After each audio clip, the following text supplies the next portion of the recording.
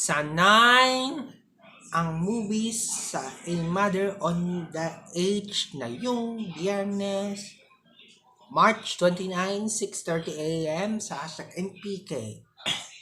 Sa Pantala, ang nagayan sa paggagawan ng mga moms ng sexy appares na bibigay ating gagalalapo ang mga umano. Isang manuang gantulang na mga kampiyan na bigla ang nadati sa pagkakalapad ng gagawasan. Dahil sa pagkawasan ng mga date, the only of the time,